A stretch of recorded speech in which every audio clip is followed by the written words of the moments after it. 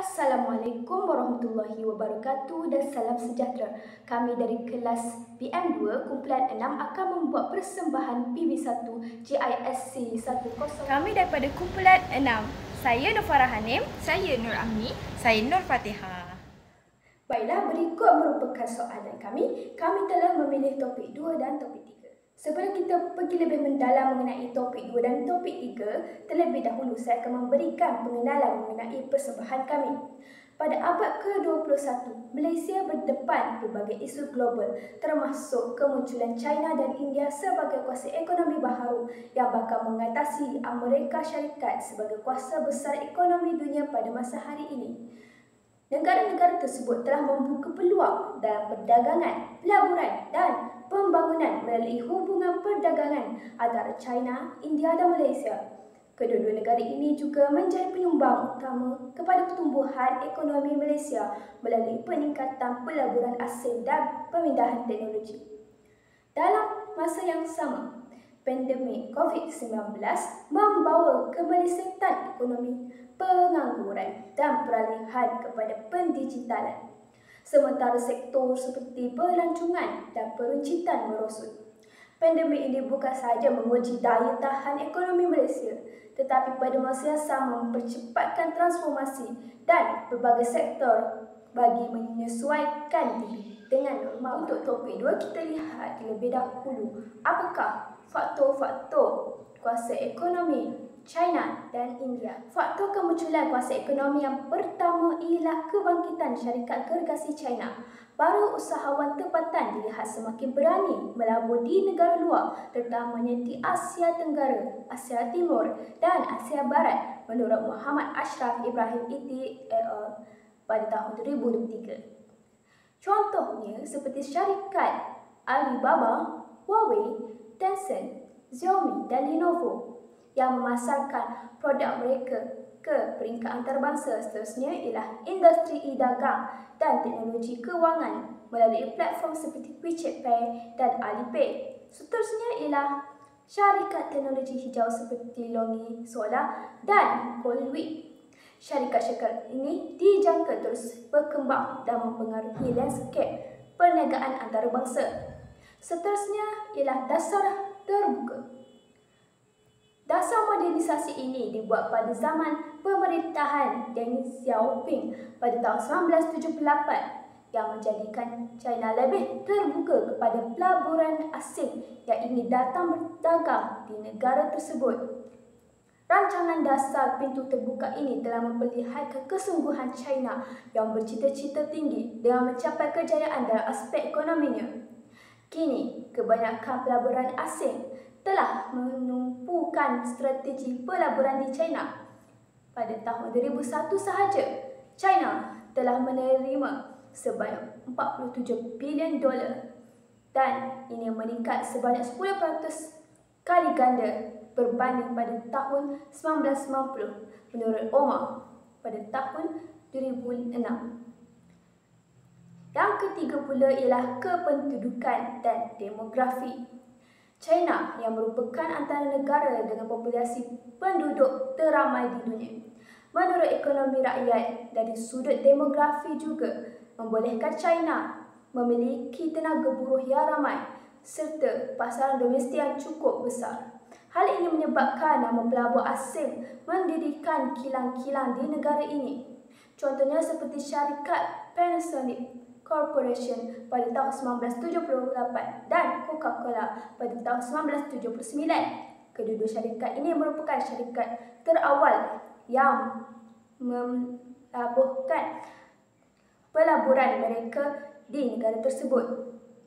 Selain itu, syarikat asing membayar pekerja buruh dengan upah yang murah dengan meminimumkan kos buruh dan meningkatkan keuntungan. Banyak syarikat asing telah menutup operasi mereka di negara lain dan berpindah ke China. Seterusnya kita lihat pula faktor yang keempat iaitu kedudukan geografi. China merupakan sebuah negara yang luas dengan iklim yang pelbagai, terletak di Asia Timur dengan garis pantai panjang yang hadap Laut Cina Timur dan Laut Cina Selatan. Kedudukan ini memberikan akses mudah ke laluan perdagangan maritim utama, contohnya seperti Pelabuhan Shanghai dan Shenzhen. Pelabuhan ini telah berkembang menjadi antara pelabuhan yang tersibuk di dunia. Ia juga memudahkan ekspor dan import barangan.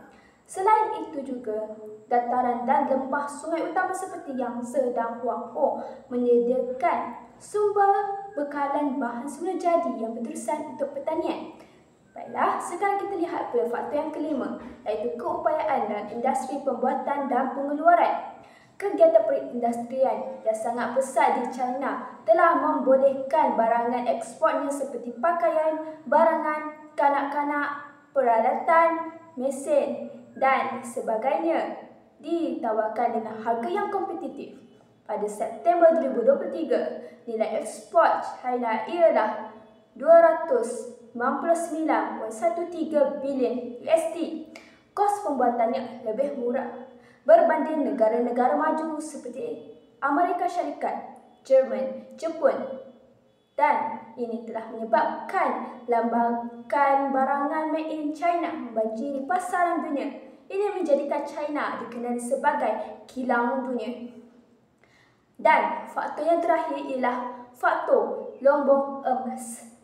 Para pelabur menganggap China sebagai lumbung emas kerana potensi keuntungan yang besar kepada pelabur masing-masing. Warisan budaya perniagaan yang mendalam dan juga bakat niaga semula jadi masyarakat Cina telah menyumbang kepada penyebaran produk made in China, dan produk ini dapat diperolehi di segenap pelosok dunia.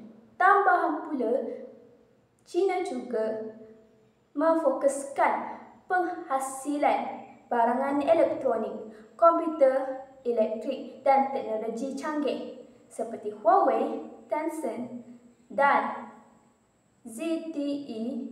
Pada tahun 2015, industri teknologi tinggi di Shenzhen menyumbang 33.4% kepada KDNK.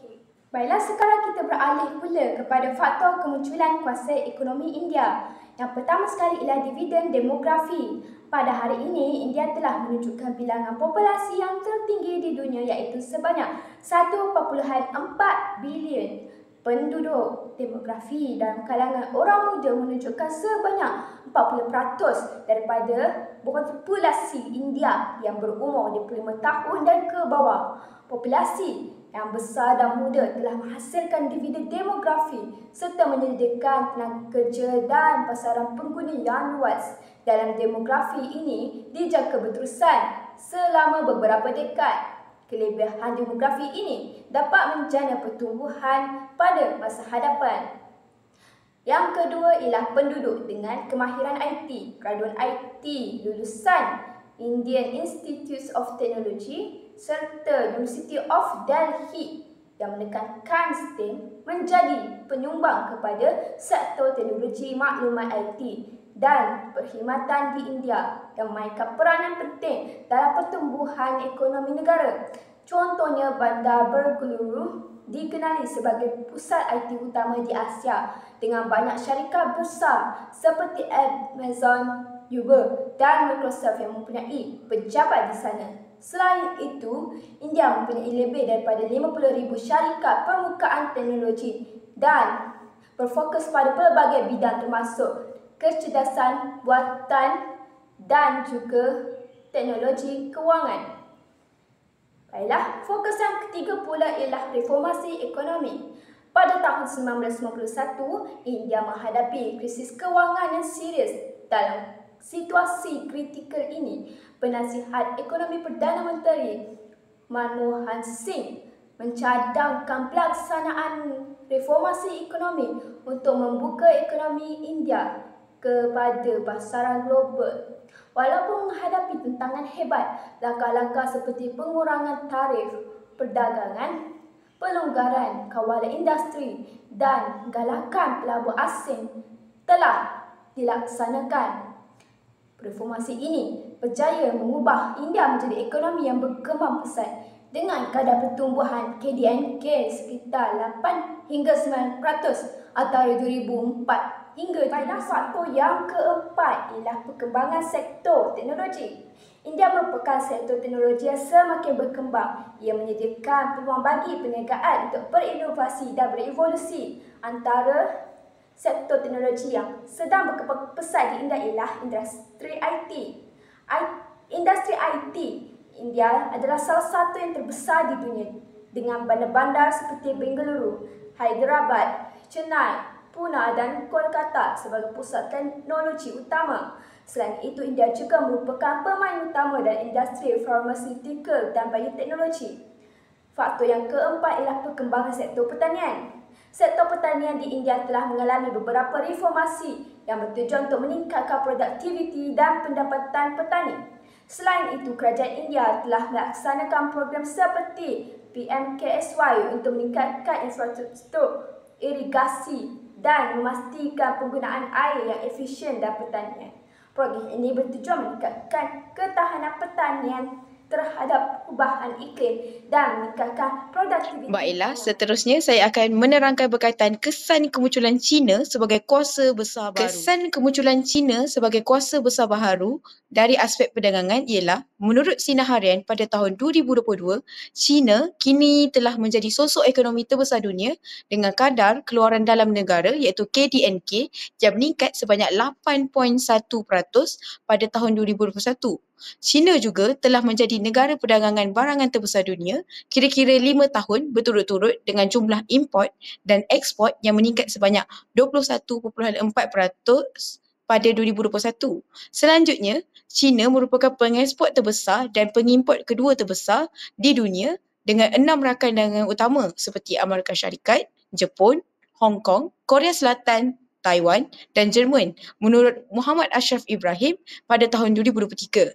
Hal ini terbukti pada tahun 2020 iaitu China menjadi negara pertama yang mencapai pertumbuhan positif semasa pandemik COVID-19. Ianya telah menunjukkan ketahanan ekonominya yang tiada tandingan. Bahkan, China telah membuktikan pengaruh dalam perdagangan global melalui kerjasama dengan rakan dagang utama. Kesan kemunculan China sebagai kuasa besar baharu dari segi pelaburan pula ialah, menurut Omar pada tahun 2006, China telah menjadi destinasi utama bagi pelaburan asing dengan adanya aliran masuk pelaburan yang besar, terutamanya dalam sektor teknologi dan infrastruktur. Tambahan lagi, artikel Astro Awani pula menyatakan China telah berjanji untuk melabur sebanyak 170 bilion ringgit di Malaysia pasca pandemik. Malahan, negara China juga terkenal kerana mempunyai kemampuan inovasi yang menjadi daya tarik utama bagi pelaburan, terutamanya dalam bidang teknologi dan tenaga baru. Pada tahun 2021, pelaburan asing langsung iaitu FDI ke China mencapai rekod tertinggi yang menunjukkan keyakinan pelabur terhadap ekonomi di China. Dengan adanya pelaburan China ke Malaysia, ia dapat menjangkakan peningkatan infrastruktur dan industri di Malaysia. Secara tidak langsung, aktiviti pelaburan ini dapat memperbaiki hubungan ekonomi antara kesan kemunculan China sebagai kuasa besar baharu dari segi peluang pembangunan pula ialah, kemunculan China telah menciptakan peluang pembangunan ekonomi yang signifikan, terutamanya melalui integrasi ekonomi serantau dan global menurut Harakah Daily pada tahun 2019. China berada di barisan hadapan dalam transformasi teknologi termasuklah tenaga boleh diperbaharui dan industri perlindungan alam sekitar yang membuka peluang bagi negara lain untuk berkolaborasi. Misalnya, China telah menjadi pemimpin dalam teknologi tenaga suria dan angin yang menawarkan peluang kerjasama bagi negara yang lain untuk mengembangkan sumber tenaga yang lebih bersih dan mampan. Baiklah, selanjutnya saya akan menerangkan berkaitan kesan kemunculan India sebagai kuasa besar baharu. Kesan kemunculan India sebagai kuasa besar baharu dari segi aspek perdagangan ialah, India telah mengurangkan tarif di beberapa sektor seperti elektronik, tekstil dan sebagainya untuk meningkatkan daya saing, ekspor dan mempromosikan perdagangan terbuka. Menurut Financial Express pada tahun 2025, India juga memperluas pasaran ekspornya dengan memperkuatkan perjanjian perdagangan bersama negara-negara di Asia Tenggara, Afrika dan Eropah. Tamsilnya, India telah memperkuat hubungan perdagangan dengan Afrika melalui inisiatif seperti India-Afrika Forum Summit yang membuka peluang baru untuk ekspor dan pelaburan di benua. Kemunculan India sebagai kuasa besar baharu dari segi aspek pelaburan pula ialah, menurut India Briefing pada tahun 2025, India terus menarik pelaburan asing yang kuat terutamanya dalam sektor sektor perkhidmatan. Sebagai contoh, syarikat seperti Amazon dan Walmart telah melabur berbilion dolar dalam sektor e-dagang di India. Ia memanfaatkan pasaran domestik yang besar dan infrastruktur digital yang berkembang secara pesat. Di samping itu, India meningkatkan had aliran pelaburan langsung asing ataupun Foreign Direct Investment (FDI) dalam sektor insurans dari 74% ke 100% yang memudahkan syarikat global untuk memasuki pasaran India dan meningkatkan aliran modal ke dalam sektor ini. Kesan kemunculan India sebagai kuasa besar baharu dari segi peluang pembangunan pula ialah India dijangka menjadi salah satu ekonomi terbesar di dunia dengan pertumbuhan yang didorong oleh sektor perkhidmatan dan perkilangan. Ia dijangkakan menjadi ekonomi ketiga terbesar pada tahun 2030. Sektor perkhidmatan yang kuat dan usaha-usaha untuk meningkatkan perkilangan melalui inisiatif seperti Make in India. India komited terhadap pembangunan mampan terutamanya dalam bidang tenaga suria melalui inisiatif. Ianya bukan sahaja mengurangkan keterbergantungan pada bahan api fosil. Malahan, ini menunjukkan bahawa kepimpinan India dalam mengusahakan dan menggalakkan penggunaan sumber tenaga boleh diperbarui. Baiklah, seterusnya saya serahkan kepada Amni untuk menerangkan lebih lanjut. Isu kedua yang bakal kami bincangkan ialah isu COVID-19. Manusia dari semasa ke semasa akan diuji dengan isu kesihatan. Walau bagaimanapun, tiada isu kesihatan yang lebih besar dan memberikan impak dahsyat berbanding dengan ancaman COVID-19. Ancaman ini dikatakan bermula pada penghujung tahun 2019. Apa itu COVID-19? Pada tahap awalnya, penyakit ini dianggap sebagai suatu bentuk pneumonia atau radang paru-paru. Menurut Gurmit Singh 2020, penyakit ini telah dilaporkan oleh WHO pada 31 Disember 2019. Virus ini telah merebak dengan kadar yang sangat cepat ke serata dunia. Pada 29 April 2020, penyakit ini telah merebak ke 230 buah negara. WHO 2020 telah mengisytiharkan bahawa COVID-19 merupakan penyakit atau wabak yang bersifat pandemik. Antara simptom yang dialami oleh para pesakit ialah demam, batuk, kelesuan dan sesak nafas. Baiklah, sekarang mari kita lihat kesan COVID-19 terhadap ekonomi. Sebelum kita telusuri dengan lebih dalam lagi, bagaimana keadaan ekonomi di Malaysia sebelum kedatangan COVID-19? Sebelum kedatangan COVID-19, ekonomi dan nilai mata wang Malaysia berada pada tahap yang stabil. Namun, setelah COVID-19 menyerang seluruh dunia, kemerosotan ekonomi telah berlaku. Menurut Halakah Daily 2020, impak penularan wabak COVID-19 tidak lagi terhad kepada risiko kesihatan yang boleh mengundang kehilangan upaya dan nyawa. Namun, ia turut menyumbang kepada kerencatan aktiviti ekonomi dalam aspek permintaan, pengeluaran, pelaburan dan pendapatan. COVID-19 ini juga telah menyebabkan banyak sektor ekonomi terpaksa ditutup akibat beroperasi pada kapasiti yang terhad. Berikutan pelaksanaan PKP. Aktiviti ekonomi seperti pengeluaran barang dan perkhidmatan, perdagangan serta sektor pelacuran mengalami penurunan yang sangat ketara. Banyak perniagaan kecil dan sederhana iaitu PKS terpaksa gulung tikar akibat mengalami kerugian yang sangat besar. Lebih membimbangkan lagi adalah kesan ekonomi yang terpaksa ditanggung oleh golongan rentan, terutamanya B40 dan M40. B40 dan M40 berdepan dengan risiko kehilangan pendapatan, pemberhentian kerja serta ketidakcukupan rawatan dan makanan yang boleh menjejaskan kehidupan seharian mereka. Lebih teruk lagi, mereka kemungkinan besar akan terdorong untuk terjebak dengan hutang. Baiklah, seterusnya. Tidak dapat dinafikan, peningkatan kadar pengangguran merupakan kesan yang sinonim setelah berlakunya COVID-19 di seluruh dunia. Menurut statistik tenaga buruh yang telah dikeluarkan oleh Jabatan Perangkaan Malaysia, kadar pengangguran di Malaysia kembali meningkat kepada 768,700 orang atau pada kadar 4.8% pada Jun tahun tersebut, dipetik dari Berita Harian 2021. Tambahan lagi, kadar yang direkodkan itu disebabkan oleh pelaksanaan Perintah Kawalan Pergerakan (PKP) penuh pada bulan itu bagi melandaikan peningkatan kes harian baharu COVID-19. Berikutan pelaksanaan PKP tersebut, banyak syarikat telah mengalami kerugian. dan sudah semestinya ramai pekerja telah diberhentikan. Di sini ditegaskan bahawa apabila terdapat pelbagai syarikat yang telah mengalami kerugian dan telah syarikat atau kilang tersebut telah ditutup, rakyat akan kehilangan sumber pencarian tetap mereka. Lebih parahnya lagi, kadar kemiskinan di Malaysia juga akan semakin meningkat dan sekiranya tidak dibendung, kemungkinan ramai lagi mereka yang susah di luar sana. Rakyat juga akan hidup dalam serba kekurangan. Kekurangan tersebut mungkin dari segi keperluan asas seperti makan, minum dan tempat tinggal. Semua mesti tertanya, apakah kesan COVID-19 terhadap sosial? Apa ya? Sudah terang lagi bersuluh. COVID-19 akan mempengaruhi sistem pendidikan, bukan sahaja di Malaysia, tetapi di seluruh dunia.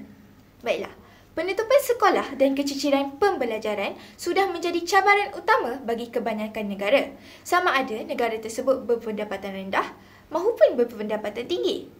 Bagi negara-negara berpendapatan tinggi seperti Amerika Syarikat, Jepun dan juga Korea, apabila sekolah mereka ditutup, mereka dapat memindahkan pendidikan tersebut secara pantas ke arah platform digital, iaitu ke arah pendigitalan.